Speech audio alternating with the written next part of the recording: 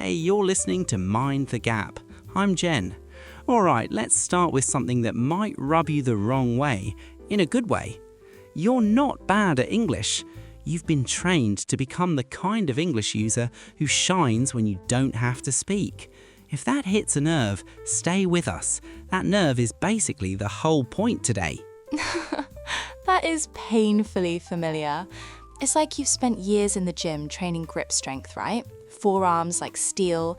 Then real life rings you up and goes, "Mate, can you help me move house?"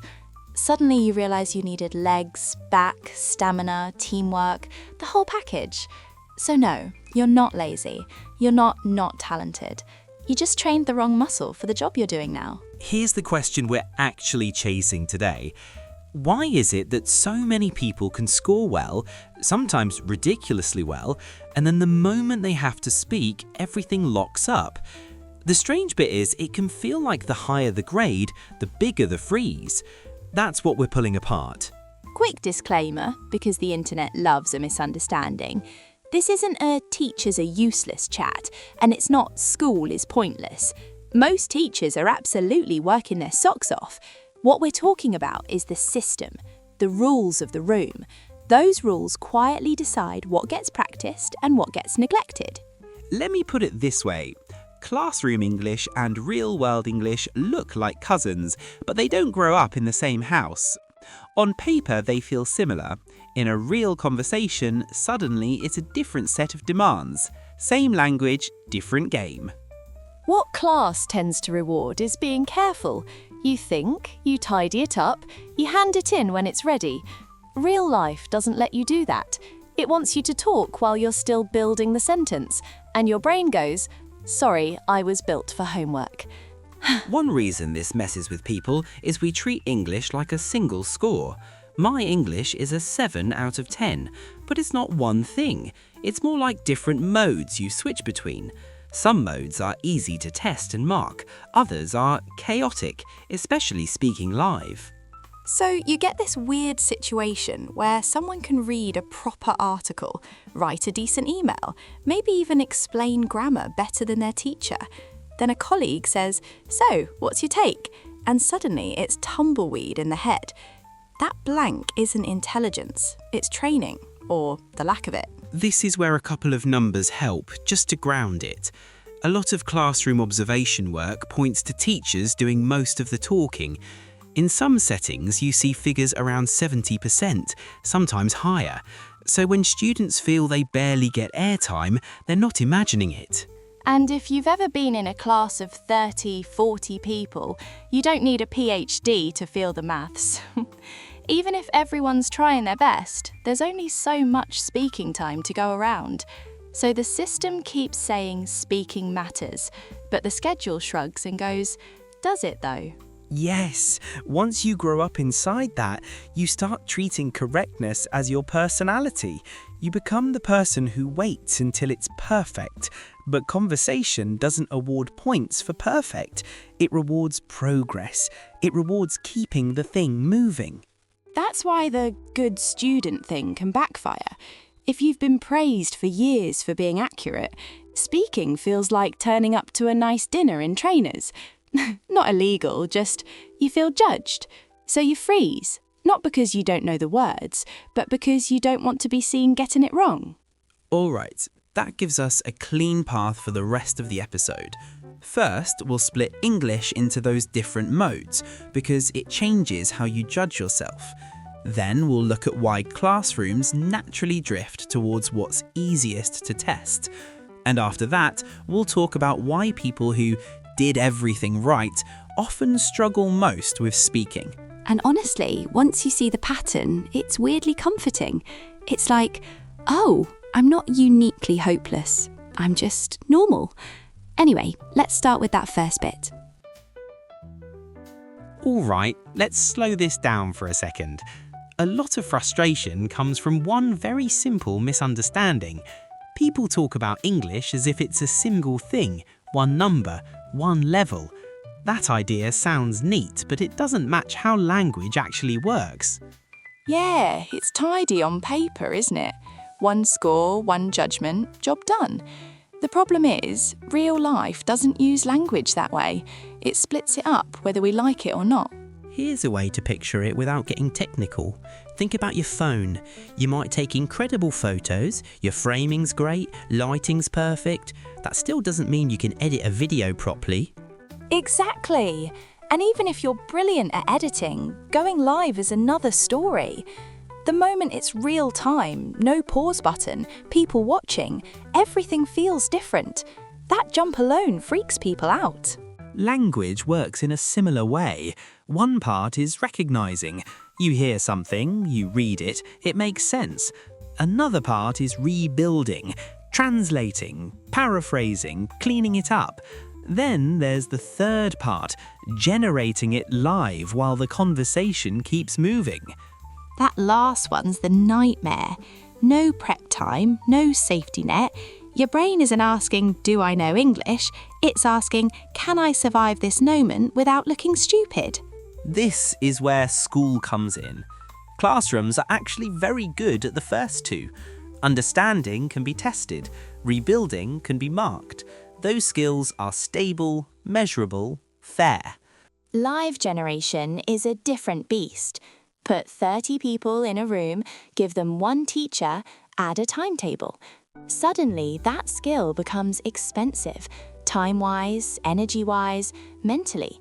Not unimportant, just harder to center. Here's the line that really matters. School measures the first two best. Real life demands the third most. That gap alone explains a huge amount of pain. Once you grow up with a single score, everything gets lumped together. Good grade equals I'm good at English. Bad conversation equals I'm terrible at English. That conclusion is brutal, and it's not accurate. Take a work example, because this is where it hits hardest. You write a lovely email. Clear, polite, structured. Then a meeting starts, someone looks at you and asks for your view. Your brain spins, not because the English disappeared, but because the mode just changed. That's why calling it a confidence problem misses the point. Plenty of confident people freeze. This is about which muscle got trained. Some muscles got years of reps. One barely showed up to the gym. This is usually the first moment people relax a bit. Speaking being hard doesn't cancel everything else you can do. It just tells you which lane you didn't get enough practice in. That's information, not a verdict. Once you see it that way, the shame lifts a bit. It turns into something workable. All right, with that in mind, the next question becomes obvious. Why does the classroom drift that way in the first place? All right, that three modes idea usually gives people a bit of relief. Then the next question hits, almost immediately. Fine, if live speaking is a different muscle, why didn't school train it properly? That question sounds innocent. It also opens a very awkward door. Because once you answer it, you realise it's not about effort, it's about design. Here's the line that sums it up. Education systems aren't chasing the most real English, they're chasing the easiest English to compare fairly. That sounds cold, but it explains everything that comes after. Yeah, it's not evil, it's just practical. If you've got thousands of students, you need something you can score, rank, report. A spreadsheet loves tidy answers. Conversations are chaos. Exactly. So reading, grammar, vocabulary, those are nice in system terms. You can set a paper, mark it quickly, standardize it, scale it up. Speaking, especially real interaction, refuses to behave like that. Also, speaking has this annoying habit of being situational. Two people, two moods, different noise, different pressure, different topic. Even the same person can sound brilliant on Monday, useless on Tuesday. So the system does what systems do. It puts time and resources into what's measurable. That doesn't mean teachers don't care about speaking. It means speaking is expensive to run well. This is where the numbers matter, just to stop people thinking it's all in their head. John Hattie's synthesis work is often quoted for this.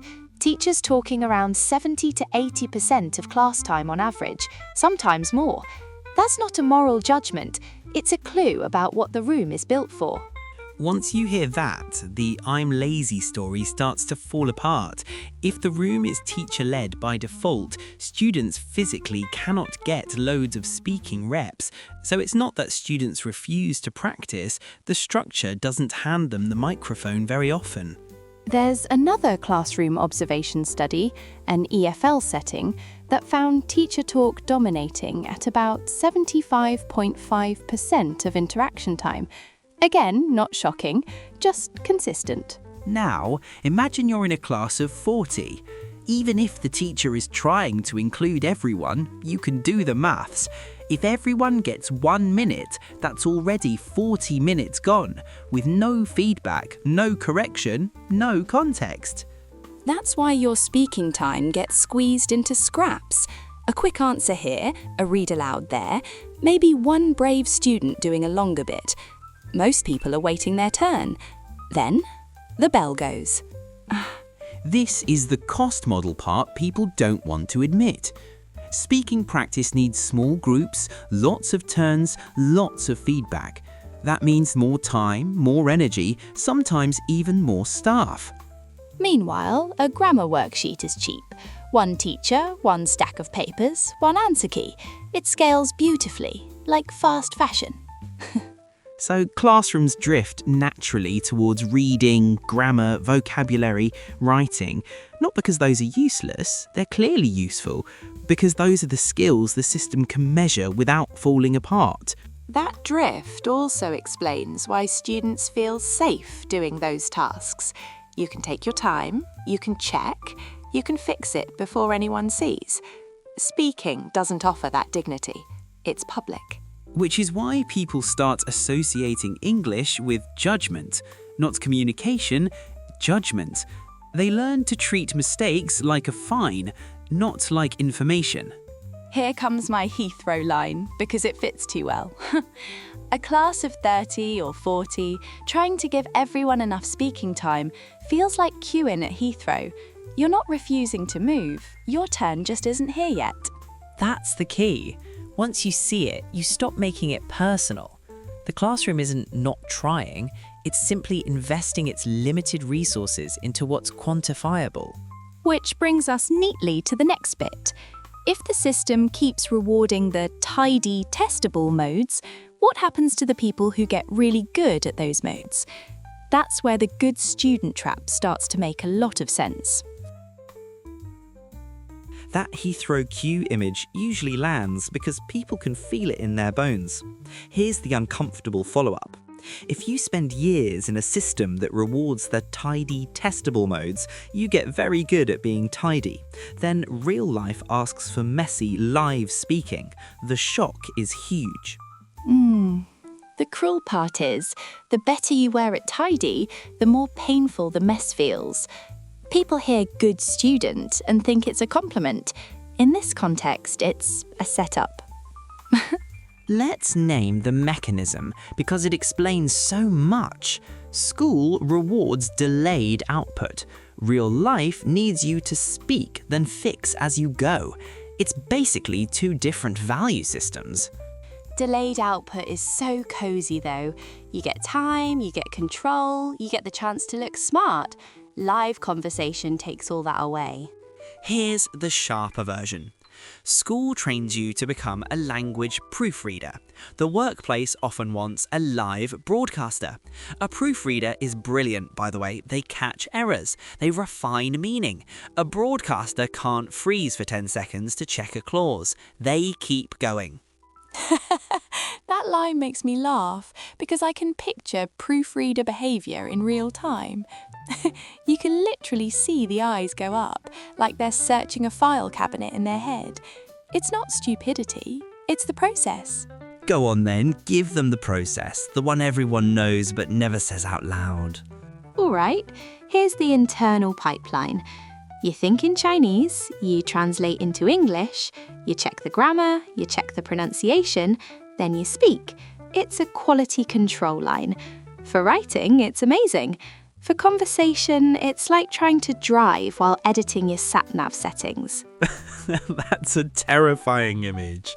It's also why people feel slow, even when they actually know a lot. Their knowledge is there, the system is just overloaded. Here's my favourite insult to the process, because it deserves one. Using that pipeline in conversation is like crossing the road and first opening Excel for a risk assessment. By the time you've colour-coded the danger levels, the light's changed. This is where people blame confidence, but it's not confidence first, it's cognitive load. It's too many tasks at once. You're trying to be correct, sound good, remember words, watch the other person's face. That's a lot for one brain in real time. Plus, the system taught you that mistakes are expensive. In school, mistakes cost marks. They get circled in red. In conversation, mistakes are navigation. They tell you where to steer next. Different meanings, same thing called error. That messes people up. That's such a crucial distinction. If error equals punishment, silence becomes a strategy. You don't speak until you're sure. Over time, being sure turns into a personality, almost a moral identity. Which is why high scorers can look calm, yet feel stressed inside. They're not afraid of English. They're afraid of being seen doing imperfect English. That's a very different fear.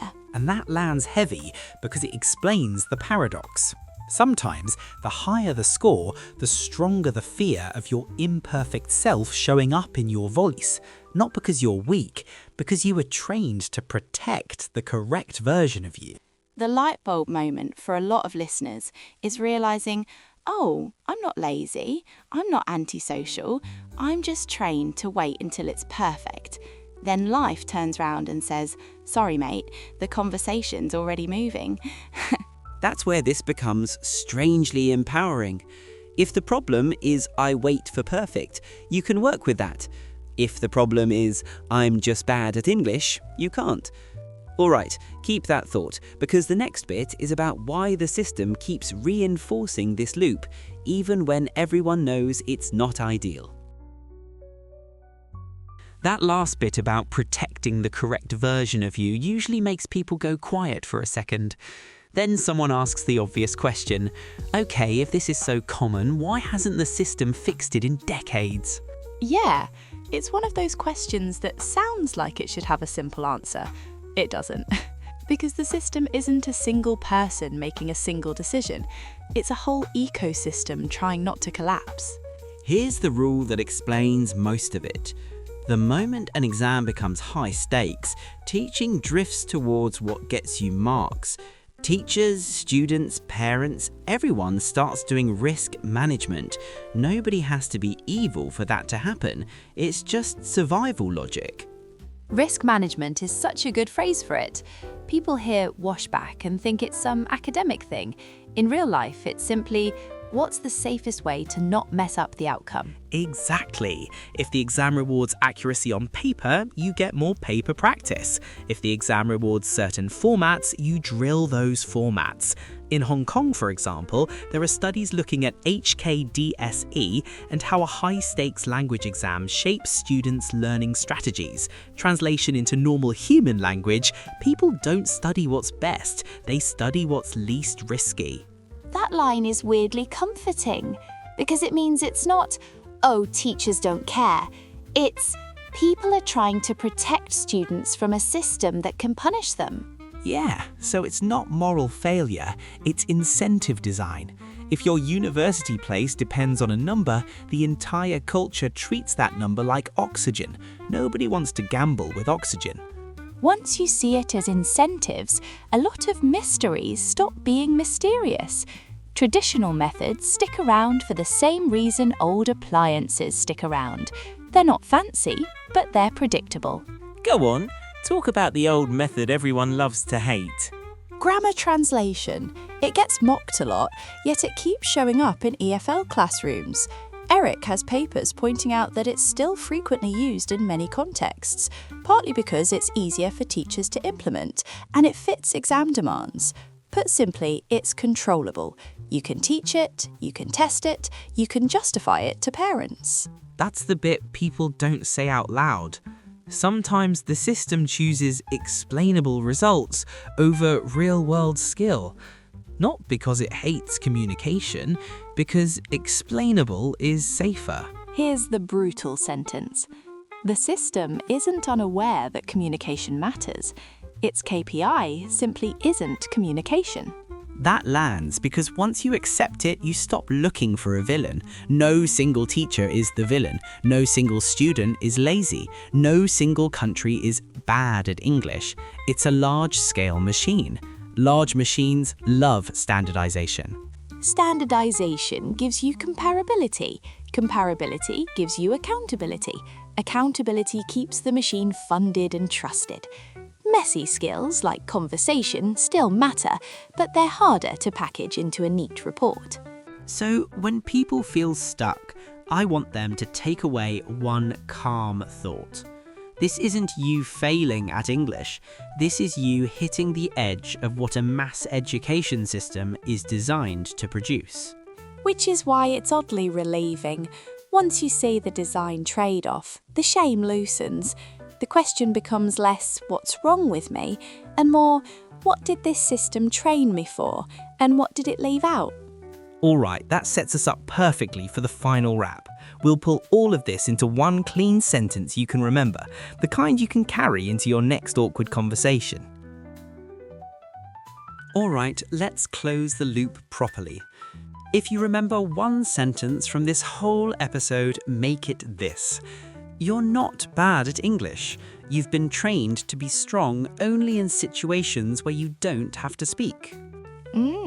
That sentence is uncomfortable, but it's strangely kind. It takes the weight off your character. It puts it back where it belongs, on the training and the environment.